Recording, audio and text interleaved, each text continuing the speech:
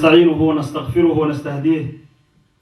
ونعوذ بالله من شرور أنفسنا ومن سيئات أعمالنا من يهده الله فلا مضل له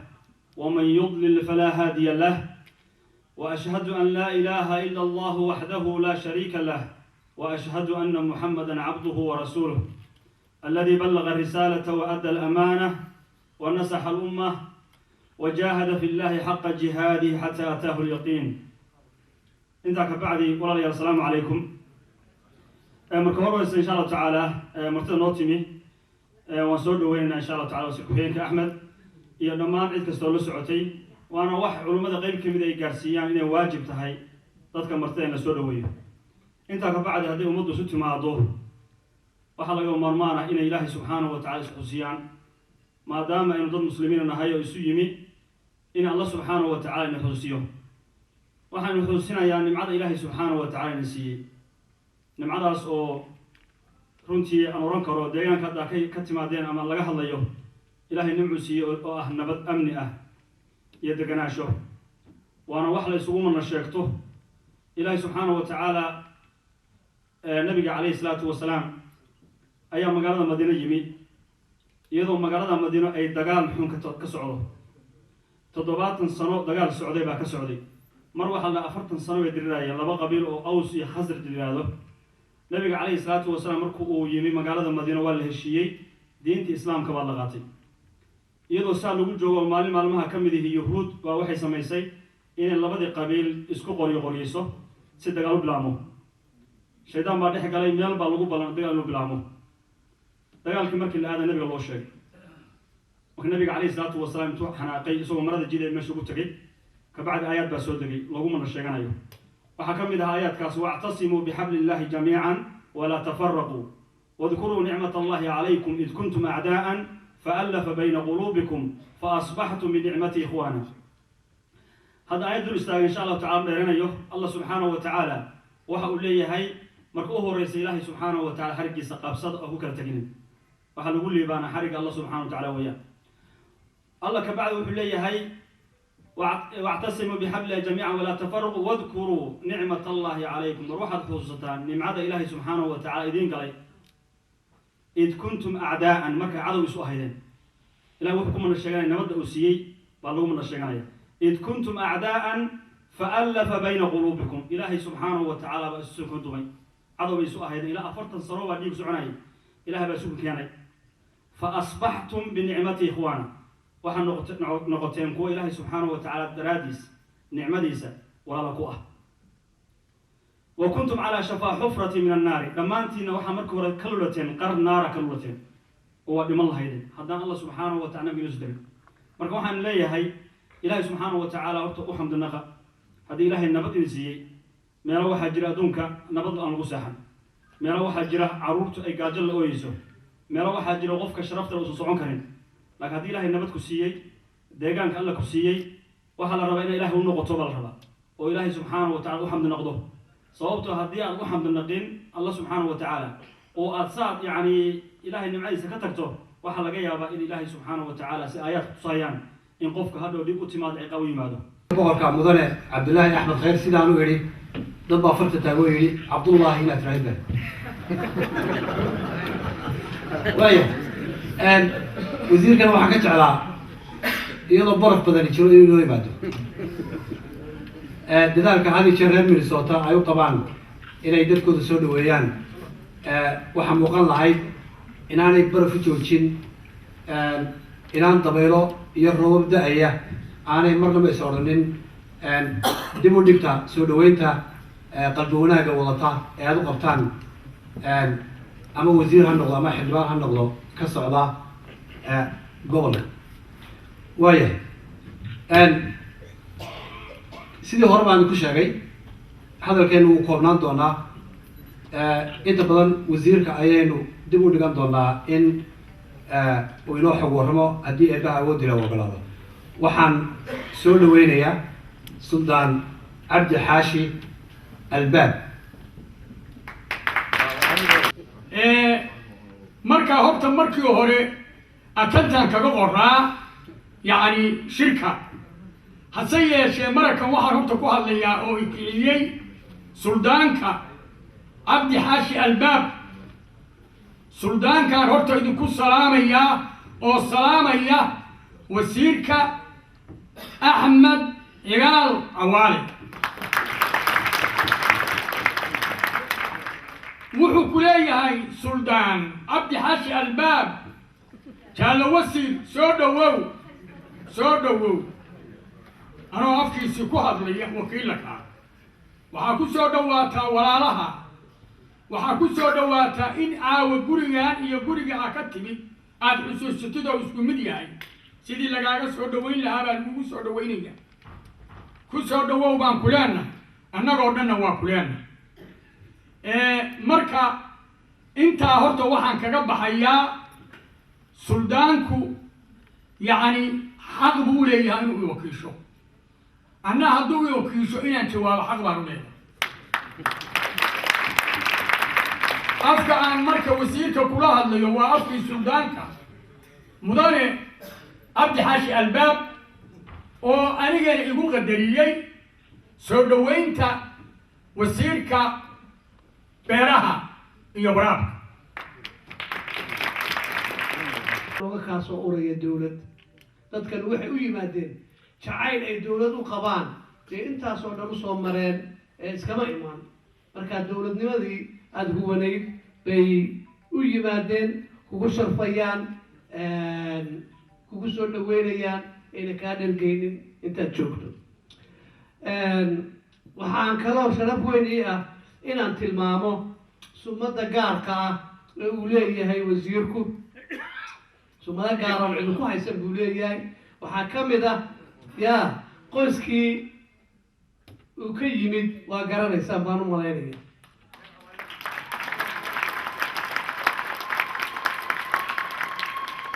calankeenna cawaale yaa loogu magac daray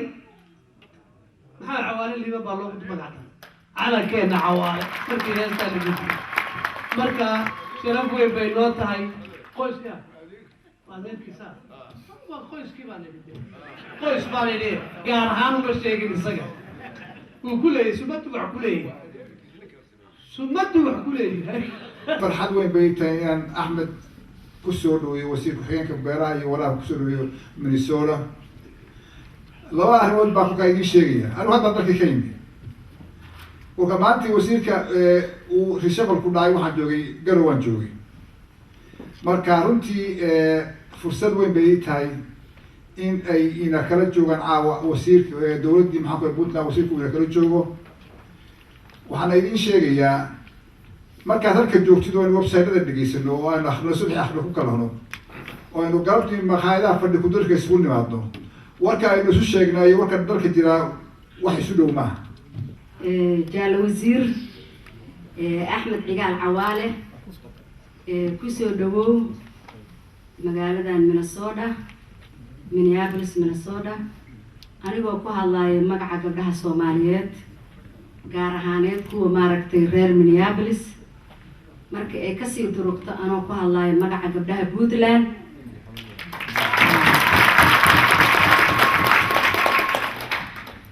waxaad kusoo dhawaataa xafladan quruxda badan qiimaha badan caawa halkan lagugu talagalay anagoo kugu soo dhaweyneyna qalbi furan maskax furan gacmo furan taas markii aan kasii baxo jaal wasiir caawdhan halkan waxaa ka yeeraysay in lagugu maaragtay taariikhdaada ay maaragtay sportsku ay kusoo noqnoqon jirtay laakiin kuguma fadhina caawa waxaan kuugu fadhinaa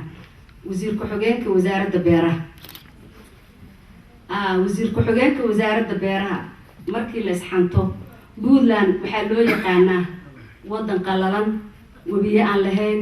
biyo aan lahayn ceelal aan lahayn marka waa kala fog tahay waxaa la yidhi waa kala fog tahay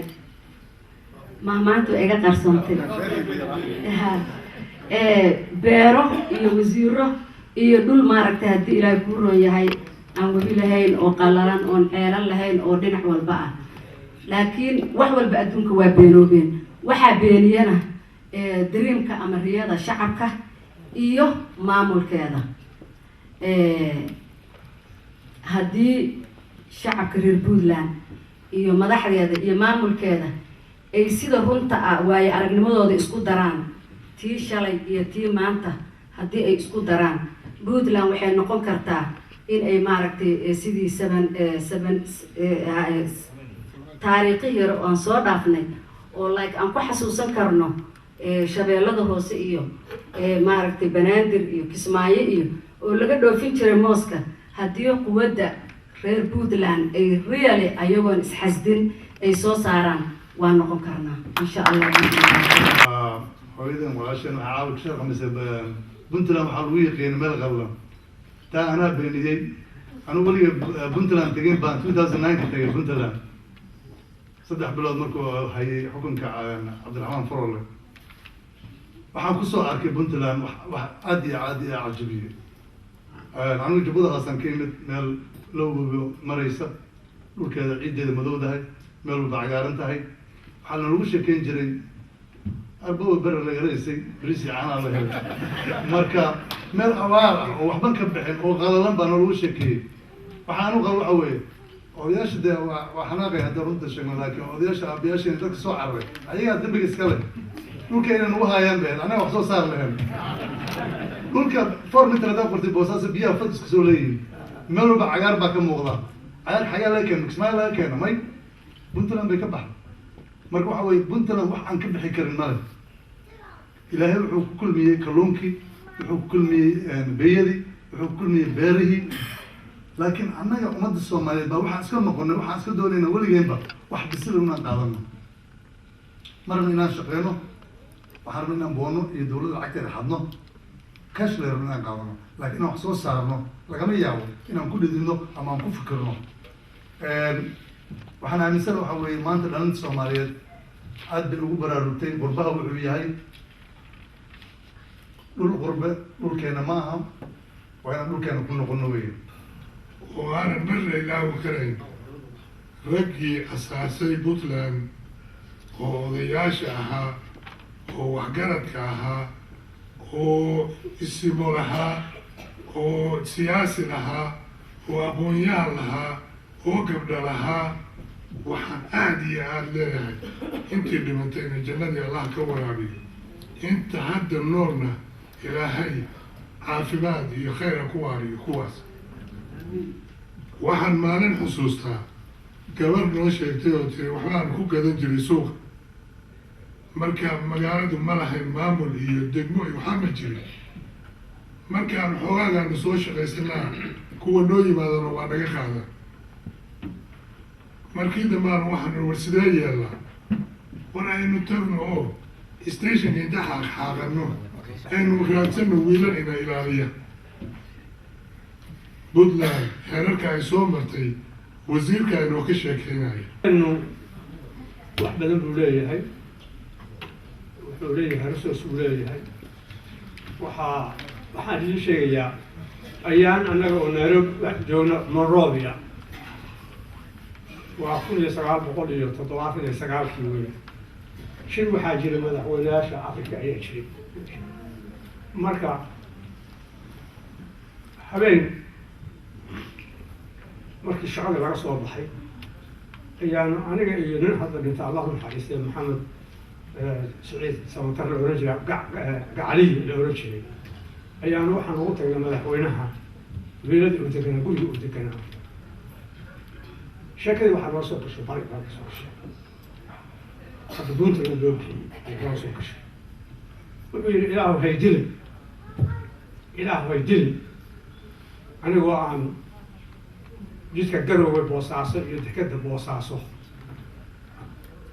dhamaystir ilaahu haydili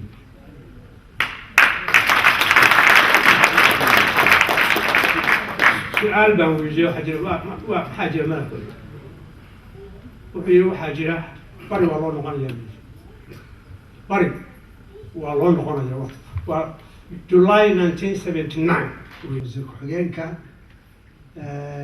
wax kale oo aan ku daraya ma jirto waxaan markaa ka codsanayaa wasiir ku-xigeenka Axmed Cigaal Cawaale welcome kusoo dhawow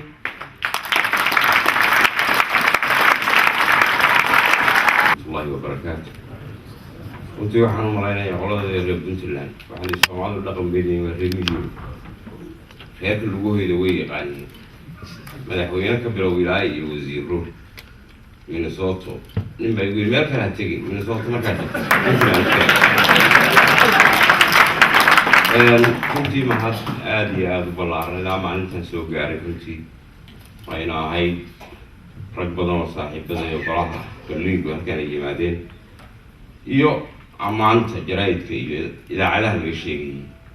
ee ahaa community oo ku nool ereyadan aynu joogno inay quite different yihiin Soomaalida kala ka duwan yihiin developmentiga businesska wayna ka muuqataa marka soo dhaweyn aan la cabiri karin mahad aan la cabiri karin meel walba aan gaarsiinayaan inay hayaa roog cadaay waliba dadkii aan aad iyo aad uga heli jiray salwa cali xaraaro dadka aan u jeclaa caweyskii ina xasuusinaya unfortunately cali oo kale banaanka barba ay sira trow biyo oo kala mufrata taas waa taas haddee jananku hadda dalkii ka yimid runtii aad iyo aad uga warramay hadalba ima harin safiirka marka inaan xoogaa idinka qosliyo hadba aan baal dhinaca ku dhufta maahan war muu harin dalku waa sidaa la sheegay nabad buu ahaa waxaa la berigii kacaanku aad carta lahaa yaa nin reer xamar yaa xalay waa riyooday madaxtooyada oo soo dunta madaxweynaha iyo dhagax iyo wax wataan gudaha la dhigayo olay burushaata inta la geliyay bili kadib baa la wareysanay oreebel bal ka warran wax rasiyo la jiifta ma ka horreyso maalintii xukunkaanu qabanay runtii sidii wakiilka boqorku uu sheegay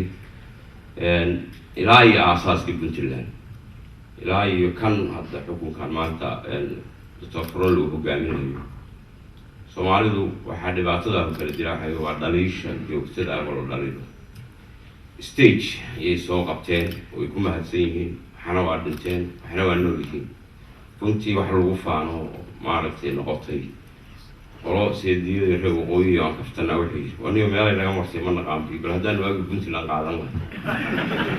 Soomaali British land bay nooga dhigtay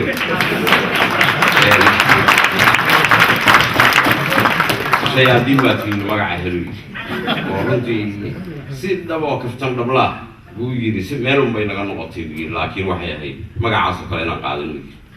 laakiin tale ingiriiski iyo Soomaali British lanti way noogu dhigtay hadda dalkiina waa diidanay Soomaaliya israacdo inaan ka goono waarna Somaliland oo wadana dawaan ku qosanayo iyo dhibaato marka waxa weeye hadii warbixin yar oo gaaban siiyo aadamaha sidiisu wuxuu horumar gaari karaa tiigsan karaa wax baran karaa wax tabcan karaa kolka uu nabad haysto waxaan xasuustaa sanad markaa maraynay madaxweynaha suuqa yaray oriyay wasiiradii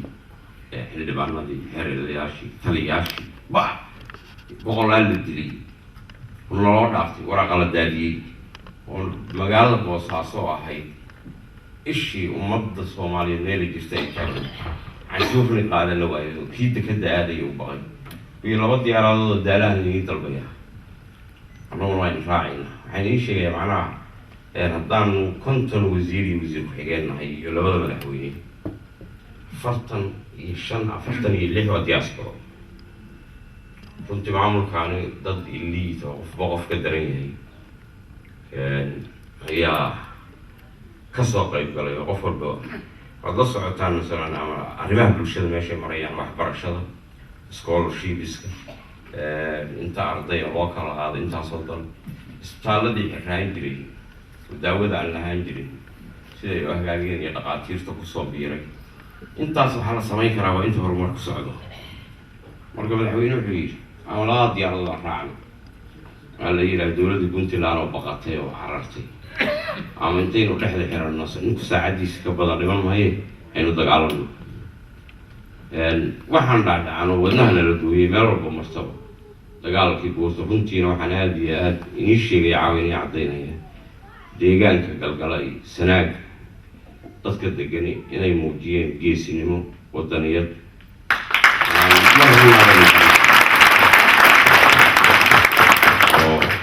qof diasporada anugu noloshayda 1980 January waxaan soo galay dalka Qatar kadibna ingiriiskan dhowr iyo tobano adigu xilligii cabdullaahi loo dhiibay baan dib ugu noqday dalkii homs iyo hilow aan u yahayo oo sidii aad igu sharafteen aan ugu sharfanahay aan u duceeyey maxaa cawaala liibaa ilaahay jannadii ha waraabiye kanaan daba socday baa cabdullaahi jacayl gooniya kuma qabin kana inay maalin soo noqoto oo ay ku noqoto villa Soomaaliya marka